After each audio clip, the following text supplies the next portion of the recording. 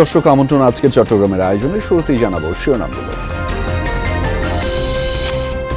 চট্টগ্রামে বাংলাদেশ কোরিয়া প্রশিক্ষণ কেন্দ্র যেন ঘুষের হাট, টাকা না দিলে সনদ পান না বিদেশগামী শ্রমিকরা। বাইরের একটা যাত্রী থেকে ভাইয়া 9,500 টাকা করে নিই, কারণ আমি আপনার থেকে 9,500 করে নিলাম। আমি এটা কনভিন্স করবো কিভাবে ভাইয়া আপনাকে, আমি কিছু যাত্রী দিচ্ছি, আমি আপনাকে 500 টাকা কম দিব না।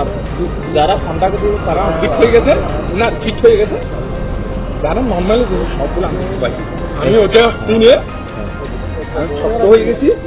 আমাকে 20,000 টাকা বলছে, এই নাম্বারে লাস্ট যে 65 একটা নাম্বার আছে, এই নাম্বারে আমাকে যোগাযোগ করতে বলছে।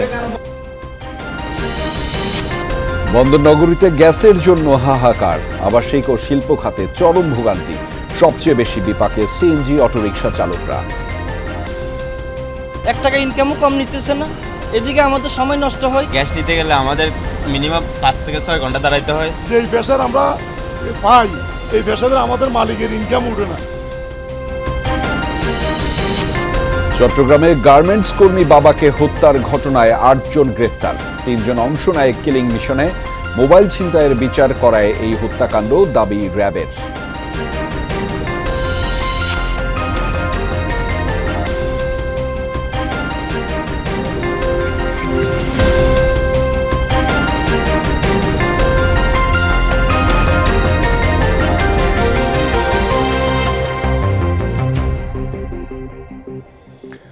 দর্শক আমন্ত্রণ আজকের চট্টগ্রামের আয়োজনে, আপনাদের সঙ্গে রয়েছে আমি আহমেদ রেজা। এতক্ষণ শিরোনাম দেখছিলেন, এবার জানাচ্ছি বিস্তারিত। চট্টগ্রামের সরকারি বাংলাদেশ কোরিয়া কারিগরি প্রশিক্ষণ কেন্দ্র যেন ঘুষের হাট, নির্ধারণ করা হয় ঘুষের রেটও। বিদেশ গমনেচ্ছুদের অভিযোগ, টাকা ছাড়া মেলে না সনদ। কর্তাদের কেউ কথিত ভাইয়ের মাধ্যমে, কেউ বা দালালের মাধ্যমে লেনদেন করেন। কেন্দ্রের সামনেই সেই আখড়া। এক ইন্সট্রাক্টরের ভাইয়ের ভিডিও ফাঁসের পর সামনে এসেছে ভয়াবহ অনিয়ম ও দুর্নীতির চিত্র। বাইরের একটা যাত্রী থেকে ভাইয়া 9,500 টাকা করে নিই, কারণ আমি আপনার থেকে 9,500 করে নিলাম। আমি এটা কনভিন্স করবো কিভাবে ভাইয়া আপনাকে, আমি কিছু যাত্রী দিচ্ছি, আমি আপনাকে 500 টাকা কম দিব। ঘুষের পরিমাণ বলে দেয়া তরুণটির নাম ইরফান চৌধুরী। তিনি বাংলাদেশ কোরিয়া কারিগরি প্রশিক্ষণ কেন্দ্র চট্টগ্রামের ইন্সট্রাক্টর ইমরান চৌধুরীর আপন ছোট ভাই। আপনি যার সাথে কথা বলেন, আপনি ওনাদের থেকে নিলে আপনার থেকে এটা কস্টিংটা বেশি যাবে। কেন বলবো? কারণ ওনারা ঘুরে ফিরে কন্ট্রাক্টগুলো আমার ভাইয়ের থেকে আসে করাইতে। ভুক্তভোগী প্রশিক্ষণার্থীদের অভিযোগ, মোটা অঙ্কের ঘুষের বিনিময়ে পাশ করিয়ে দেয়া এবং সার্টিফিকেট নিশ্চিত করেন ইন্সট্রাক্টরের ভাই। অনেক চেষ্টা করলেও ক্যামেরার সামনে কথা বলতে রাজি হননি তিনি। কোটা আগে আমরা ফিল আপ করে তারপর হচ্ছে যে বাকি ডেটটা।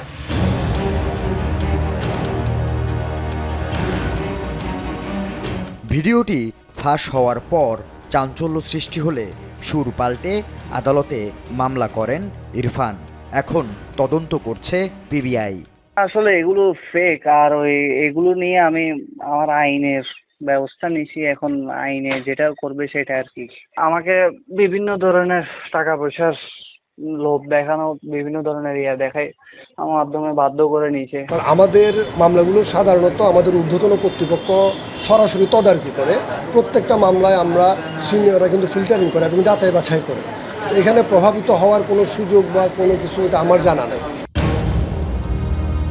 সরকারি এই প্রশিক্ষণ কেন্দ্রটি চট্টগ্রামের পলিটেকনিক এলাকায়। Welding, load unload, gas station, blacksmith, construction worker ও কার চালক পদে চাকরি নিয়ে বিদেশ গমনেচ্ছুদের পরীক্ষা দিয়ে সরকারিভাবে টাকামূল সার্টিফিকেট তথা পেশাগত দক্ষতার সরকারি সনদ নিতে হয় এই কেন্দ্র থেকে। সৌদি আরবে নির্দিষ্ট পেশায় যোগ দিতে ও কাজের অনুমতি বা ইকামা পেতে এই দক্ষতা যাচাই পরীক্ষা পাশ করে সনদ নেওয়া বাধ্যতামূলক। এটি ঘিরেই চলে ঘুষ বাণিজ্য। জনপ্রতি 10,000 থেকে 25,000 টাকা না দিলে সনদ মেলে না বলে অভিযোগ ভুক্তভোগীদের। কন্ট্যাক্ট করছেন? এখানে তো কন্ট্যাক্ট করা কাজই হয় না। বাইরটা 22,000 টাকা লেগেছে আমার তো 18,500।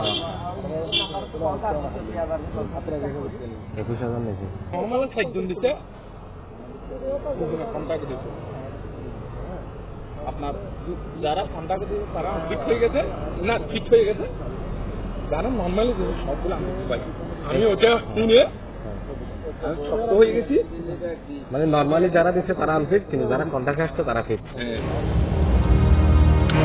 টানা কয়েকদিনের সরেজমিন অনুসন্ধানে দেখা যায় প্রশিক্ষণ কেন্দ্রের পাশেই দিনভর প্রকাশ্যে চলে অবৈধ লেনদেন।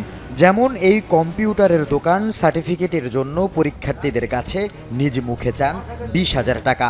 রেকর্ড করা ভিডিও দেখানোর পরও অস্বীকার করলে মুখোমুখি করা হয় ভুক্তভোগী পরীক্ষার্থীদের।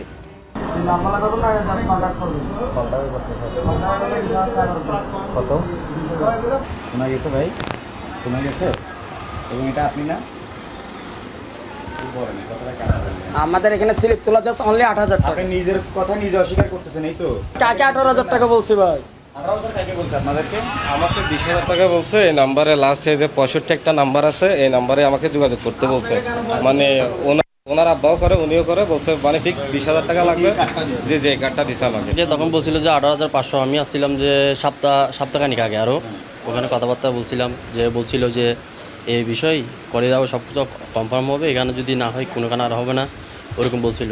ওরা না করতে পারলে কি করতে হবে? টাকামূল সার্টিফিকেটের জন্য এই কেন্দ্রে প্রতিদিন পরীক্ষায় অংশ নেন 4টি সেকশনের অন্তত 80 জন পরীক্ষার্থী। ভুক্তভোগীদের অভিযোগ, দৈনিক ঘুষ লেনদেন হয় অন্তত 5 লাখ টাকা। মাসে সে অঙ্ক ছাড়ায় কোটির ঘর। ঘুষ লেনদেন এই প্রশিক্ষণ কেন্দ্রে অনেকটা ওপেন সিক্রেট। তবে নিজের ভাইয়ের কিংবা দালালদের এসব কর্মকাণ্ডের ব্যাপারে কিছুই জানেন না বলে দাবি করেন এই ইনস্ট্রাক্টর। তাকে এটার জন্য জবাবদিহিতার জন্য আমাদের হেড অফিস থেকে ইনকোয়ারি হয়েছে এবং তাকে অলরেডি এটা মামলা আছে এবং পিবিআইতে তদন্তের মধ্যে আছে। যদি এইখানে সে যদি এগুলির সাথে যুক্ত হয় বা যাদের সাথে এগুলি নিয়ে কথাবার্তা বলছে, আমরা তাদের ক্ষেত্রেও বলছি যে আপনারাও এভিডেন্স দেন। ঘুষ দাবির ভিডিও এবং ভুক্তভোগীদের অভিযোগ নিয়ে কথা বলতে নারাজ এই কেন্দ্রের অধ্যক্ষ। না, আমি এই মুহূর্তে প্লিজ এইটার ব্যাপারে, যেহেতু আপনি মানে দিতে চাচ্ছেন, মানে আপনি তো ওইটা তো টিভিতে প্রকাশ করবে না। আমার কথা হচ্ছে, আমাদের কাছে এই পর্যন্ত যতটুকু লিখিত অভিযোগ আছে আমরা লিখিতভাবে দিতে, আপনি একটু লিখিত, আমরা তখন লিখিত বক্তব্য আপনাকে দিয়ে দিচ্ছি, সমস্যা নেই। এটা আমাদের টিভিতে আপনার তোলার দরকার। আল আমিন শিকদার, যমুনা নিউজ, চট্টগ্রাম। গ্যাসের সংকট এখনও কাটেনি চট্টগ্রামে। আবাসিক ও শিল্প সব খাতেই হাহাকার। সবচেয়ে বেশি বিপাকে সিএনজি চালিত যানবাহন। রিফুয়েলিং স্টেশনে ঘন্টার পর ঘন্টা অপেক্ষার পরও গ্যাস না পেয়ে ক্ষুব্ধ চালকরা। অনেক পাম্প বন্ধ রয়েছে, বাকিগুলোতে লেগে আছে দীর্ঘ লাইন। নগরীর কদমতলী এলাকার এই পাম্পে সচরাচর সিএনজি চালিত অটোরিকশা, প্রাইভেট কারসহ বিভিন্ন যানবাহনের দীর্ঘ লাইন থাকলেও গ্যাস সরবরাহ না থাকায় দিনভর শুনশান নীরব। সকাল 7টার পর থেকেই বন্ধ হয়ে যায়। লাইনে গ্যাস বন্ধ হয়ে গেলে আমাদের কম্প্রেসর মেশিন অটোমেটিক বন্ধ হয়ে যায়। গাড়িটা তো তাহলে নেই? না, টোটালি নেই। লাইনে ছিল, ওনাদেরকে মানা করে দেওয়া হয়েছে যে ভাই এখন আসেন না, 7টার পরে যদিও আসে দিতে পারবে। চট্টগ্রামের পোলো গ্রাউন্ড, টাইগার পাস সহ বেশিরভাগ সিএনজি রিফুয়েলিং স্টেশনের চিত্র একই। গ্যাস সংকটে অনেক পাম্প বন্ধ। দু একটিতে গ্যাস মিললেও যানবাহনের দীর্ঘ লাইন। সিরিয়াল দিয়েও মিলছে না কাঙ্ক্ষিত পরিমাণ গ্যাস। অনেক ভোগান্তি হচ্ছে। আমরা 3-4 ঘন্টা গাড়ি সিরিয়ালে লাগাচ্ছি। 1 টাকা ইনকামও কম নিতেছে না, এদিকে আমাদের সময় নষ্ট হয়। আমাদের সমস্যাটা একমাত্র পুরো আল্লাহ ছাড়া কেউ বোঝার মতন কেউ নেই। যেই প্রেশার আমরা পাই, এই প্রেশারে আমাদের মালিকের ইনকাম উঠে না, মানে 2বার গ্যাস লইতো। ম্যাক্সিমাম পাম্পই বন্ধ। এখানে আমি প্রায় 12টা নাগাদ সিরিয়াল দিছি, এখন আসছি যে এখানে গ্যাস নিতে গেলে আমাদের মিনিমাম 5 থেকে 6 ঘন্টা দাঁড়াইতে হয় লাইনের মধ্যে। গ্যাসের প্রেশার পাওয়া যাচ্ছে না। মাঝখানে কিছুদিন পরিস্থিতি স্বাভাবিক হলেও গত 3-4 দিন ধরে গ্যাস সরবরাহ আবারও তীব্র হয়েছে। বেকায়দায় পড়েছেন গ্যাস নির্ভর শিল্প কলকারখানা মালিকরা। এই যেমন বাইজিৎ টেক্সটাইল এলাকার এই ডাইং মিল। গ্যাস সংকটে বন্ধ সকল উৎপাদন কার্যক্রম। সময় মতো অর্ডার ডেলিভারি দিতে না পারলে বিদেশি ক্রেতা হারানোর সংখ্যা তো আছেই, তার উপর গুনতে হচ্ছে বড় লোকসান। ডাইমেনশনাল স্টেবিলিটি লুজ হয়ে যেতেছে, তো ফ্যাব্রিক রিজেক্ট করা লাগতেছে। এক তো আমি পর্যাপ্ত সময় মতো বায়ারকে কাপড় ডেলিভারি দিতে পারতেছি না, আবার অপর দিকে কি যা করতেছি সেগুলোও ড্যামেজ। চট্টগ্রামে দৈনিক গ্যাসের চাহিদা 270 মিলিয়ন ঘনফুট। এর বিপরীতে মিলছে 170 থেকে 200 মিলিয়ন ঘনফুট। এলএনজি টার্মিনালের ত্রুটির পর থেকে সংকটের শুরু। গ্যাস যেটা আসতেছে এটা আগের চেয়ে কম আসতেছে, যার জন্য আমাদের সাপ্লাইটাও কম হচ্ছে আর কি। সাপ্লাই কম হওয়ার ফলে হয় কি, আমি যখন গ্রাহক পর্যায়ে গ্যাসটা পৌঁছাই সেক্ষেত্রে স্বল্প চাপ বিরাজ করে। এখন এই জন্য দেখা যায় কি যে সব গ্রাহক গ্যাস পাচ্ছে না। জুবায়েদ ইবনে শাহাদাত, যমুনা নিউজ, চট্টগ্রাম। দর্শক, চট্টগ্রামে গ্যাস সংকটের বিষয়ে আরও জানাতে আমাদের সাথে যুক্ত রয়েছেন সহকর্মী জুবায়ের রিফাত। তার মাধ্যমে জানাবো সেখানকার পরিস্থিতি। রিফাত, ফিলিং স্টেশনগুলোর চিত্র আপনি কেমন দেখছেন? একই সাথে জানতে চাই পাম্প মালিক ও সংশ্লিষ্টদের সাথে নিশ্চয়ই আপনার কথা হয়েছে, তারা মূলত কি বলছেন?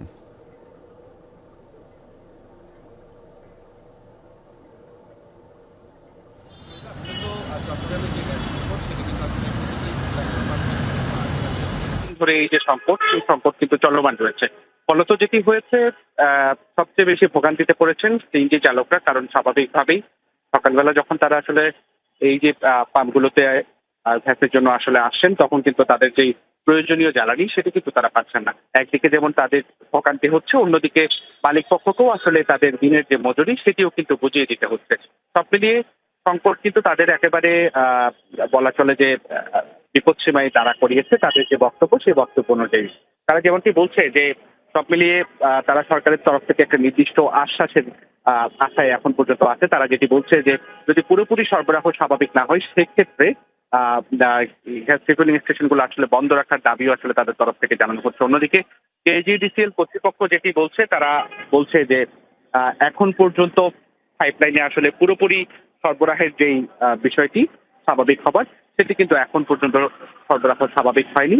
ফলত এই যে সংকট, সেটি কিন্তু আরো দীর্ঘস্থায়ী হবে বলে আসলে তাদের তরফ থেকে আসলে জানানো হয়েছে। তবে এই যে পাম্পগুলোর অবস্থা যদি আমরা দেখি, এখানে সবচেয়ে বেশি আসলে কষ্ট পাচ্ছেন যারা চালকরা রয়েছেন তারা, কারণ স্বাভাবিকভাবেই যেহেতু শহরের অধিকাংশ পেট্রোল পাম্প দুপুর 2টা পর্যন্ত আজকে বন্ধ ছিল, তার ফলশ্রুতিতে কিন্তু দেখা গেছে যে চালকরা আসলে এক থেকে অন্য একটি পাম্পে ঘুরে স্বাভাবিকভাবেই তাদের যে কাঙ্ক্ষিত জ্বালানি, সেই জ্বালানি নিচ্ছে। সব মিলিয়ে আসলে মানুষের যে ভোগান্তি, যে সংকট, সেটি দীর্ঘ থেকে দীর্ঘতর হচ্ছে। অন্যদিকে কিন্তু সাধারণ যারা যাত্রী রয়েছেন তারাও সড়কে নেমে এসে তাদের যে গন্তব্য, সেই গন্তব্যে যেতেও আসলে বেশ খানিকটা আসলে তাদের ভোগান্তি পোহাতে হচ্ছে। স্বাভাবিকভাবেই সড়কে যেহেতু গাড়ির পরিমাণ কমে গিয়েছে, যে কটি গাড়ি সড়কে চলছে, যারা 12-14 ঘন্টা 16 ঘন্টা অপেক্ষা করে কিছুটা গ্যাস হয়তো পেয়েছেন, সেটা নিয়ে তারা রাস্তায় ট্রিপ দিতে পেরেছেন, স্বাভাবিকভাবেই তারা দ্বিগুণ তিনগুণ আসলে ভাড়া দাবি করছেন। সব মিলিয়ে যে সংকট, সেটি বলা চলে যে এখন পর্যন্ত চট্টগ্রামে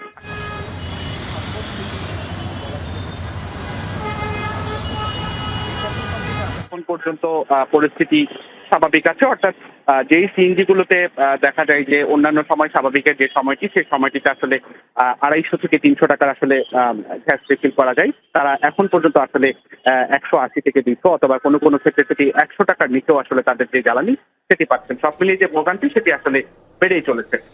একদমই, সেই খবরাখবর আপনার মাধ্যমে জানছিলাম। ধন্যবাদ জুবায়ের রিফাত আমাদের সাথে যুক্ত হওয়ার জন্য। নতুন করে বৃষ্টিপাত না হওয়ায় খাগড়াছড়ির নিম্নাঞ্চলগুলো থেকে নামতে শুরু করেছে পানি। দিঘিনালা, কাবাখালী সড়কসহ আশপাশের সব এলাকা থেকে পানি নেমে গেছে। তবে এখনও উপজেলার বড় মেরুং এলাকায় কিছু কিছু স্থানে পানি আছে। নিচু এলাকা হওয়ায় ধীর গতিতে নামছে পানি। এছাড়া ক্লাউড বার্স্টের কারণে ক্ষয়ক্ষতি হয়েছে কৃষিতে।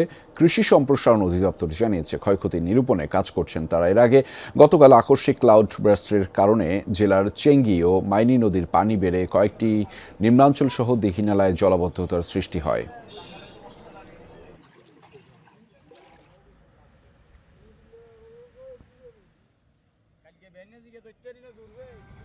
একদিন বৃষ্টি হলেই আমাদের এখানে পানি হয়, পানি হওয়ার কারণে মানুষের অনেক দুর্ভোগ। এখানে দেখি যে প্রচুর বৃষ্টির কারণে পানির রাস্তা উঠে যায়, এখন রাস্তাটা অনেক গর্ত নালা হয়ে গেছে। একটু বৃষ্টি হলেই রাস্তাটা ডুবে যায়। যদি এই রাস্তাটা একটু উঁচু হতো তাহলে দেখা যাচ্ছে এখানে এই দুর্ভোগ হতো না।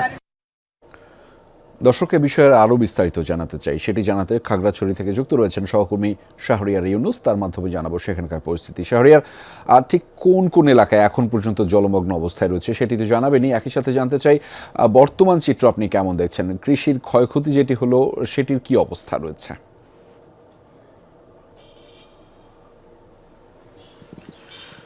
ক্লাউড বার্স্টের কারণে শুধুমাত্র দীঘিনালা উপজেলার বড় মেরুং এলাকার কয়েকটি স্থানেই আমরা জলবদ্ধতা দেখতে পেয়েছি। গতকালকের তুলনায় আজকে সেসব এলাকায়ও পানি অনেকটা নেমে গেছে। এই এলাকাটি এখন পর্যন্ত জলবদ্ধতা আছে। সে এলাকাটা একেবারে মাইনী নদী তীরবর্তী এলাকা, সবচেয়ে নিম্নাঞ্চল। সে এলাকাটা থেকে ধীরে ধীরে পানি নামছে এবং অনেকটাই নেমে গেছে আমরা বিকেল পর্যন্ত যে তথ্যটুকু পেয়েছি। এছাড়া যদি বলি খাগড়াছড়ির দীঘিনালা উপজেলা সহ খাগড়াছড়ি জেলা সদরের যে কয়েকটি এলাকা জলমগ্ন ছিল সেসব এলাকা থেকে একেবারে পানি নেমে গেছে, পরিস্থিতি স্বাভাবিক হয়ে গেছে এবং মানুষের জীবনযাত্রা অনেকটা স্বাভাবিক হয়ে গেছে। তবে মানুষের ঘর বাড়ি বা সড়ক থেকে পানি নেমে গেলেও দুর্ভোগ সেই জায়গা থেকে কিছুটা কমে গেল এবং স্বাভাবিক জীবনযাত্রায় আসলো। কৃষিতে একটি ক্ষয়ক্ষতির চিত্র আমরা দেখতে পেয়েছি। আপনি দেখতে পাচ্ছেন যে আমি একটি পেছনে বড় একটি সবজি ক্ষেত দেখানোর চেষ্টা করছি। এখানে শীতকালীন আগাম সবজি চাষাবাদ করা হয়েছে। সেই সবজি ক্ষেতের একেবারে বুক সমান পানি ছিল গতকাল দুপুর পর্যন্ত। সেই ক্ষেতের এখানে অনেক বীজতলা ছিল, অনেক শাকসবজি ছিল, সেগুলো সবটাই একেবারে নষ্ট হয়ে গেছে। সেই চিত্রটুকু আমরা দেখতে পেয়েছি। এই বিষয়গুলো নিয়ে আমরা যখন জেলা কৃষি সম্প্রসারণ অধিদপ্তরের সাথে কথা বলছিলাম, তারা আমাদেরকে জানিয়েছেন যে গত কালকের যে আকস্মিক জলবদ্ধতা, সেই জলবদ্ধতা কি পরিমাণ কৃষিতে ক্ষয়ক্ষতি হয়েছে তা এখন পর্যন্ত আর নির্ণয় করতে পারেননি। তবে সেটি এখন পর্যন্ত নির্ণয় করা যায়নি, সে খবরই আপনার মাধ্যমে জানছিলাম। ধন্যবাদ শাহরিয়ার ইউনুস আমাদের সাথে যুক্ত হবার জন্য। চট্টগ্রামে নবজাতক শিশুর নাম রাখার দিনে গার্মেন্টস কর্মী বাবাকে নৃশংসভাবে হত্যার 3 দিন পর ধরা পড়েছে 8 জন, সবাই কিশোর ও তরুণ। দুপুরে এক প্রেস ব্রিফিংয়ে র্যাব জানিয়েছে এদের মধ্যে 3 জন কিলিং মিশনে ছিল। মোবাইল ছিনতাইয়ের ঘটনায় বিচার করায় ক্ষুব্ধ হয়ে তারা এই হত্যাকাণ্ড ঘটায় বলে দাবি র্যাবের।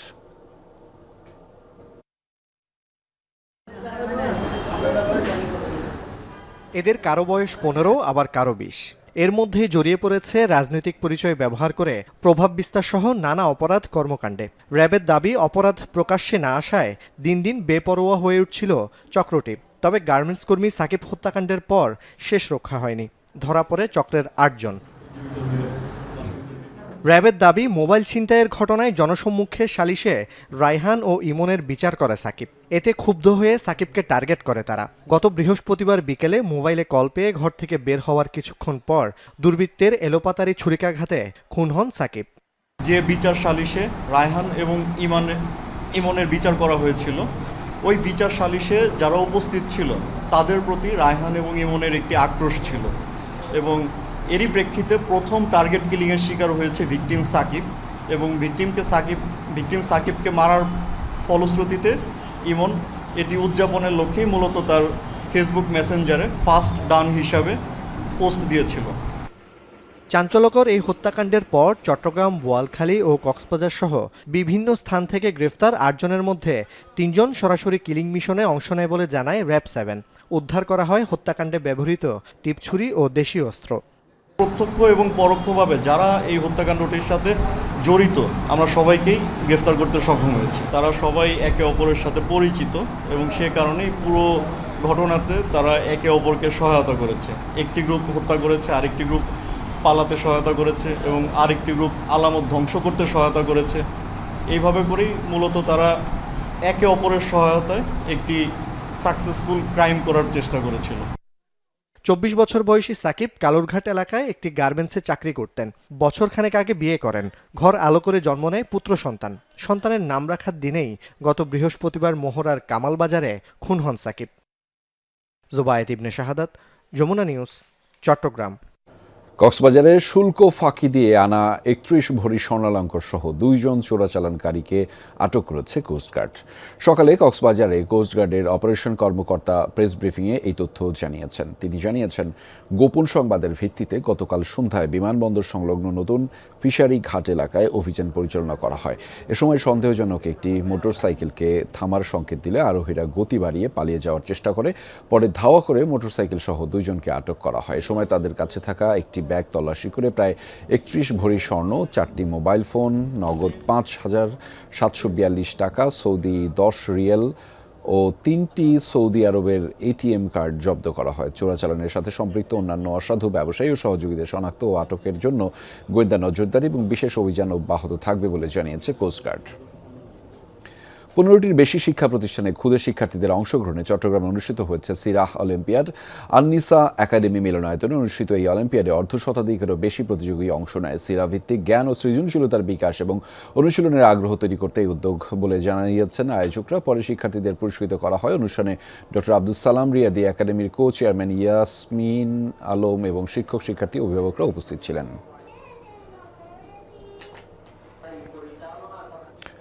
পবিত্র ঈদে মিলাদুন্নবী উপলক্ষে আজও বর্ণাঢ্য যশনী জুলুস অনুষ্ঠিত হয়েছে চট্টগ্রামে। পটিয়ার চক্রশালায় গিরিশ চৌধুরী বাজার বাইপাস চত্বর থেকে বের হয়ে শোভাযাত্রাটি আশপাশের গুরুত্বপূর্ণ সড়ক প্রদক্ষিণ করে। আঞ্জুমানে আশেকানে গাউসুল আজম সুলতানপুরি চট্টগ্রামের দক্ষিণ জেলা শাখা আয়োজিত শোভাযাত্রায় পতাকা, ব্যানার, ফেস্টুন নিয়ে ধর্মপ্রাণ মুসল্লিরা অংশ নেন। পরে পটিয়া আদর্শ স্কুল মাঠে জামায়াত মিলাদ মাহফিল ও বিশেষ মোনাজাত অনুষ্ঠিত হয়।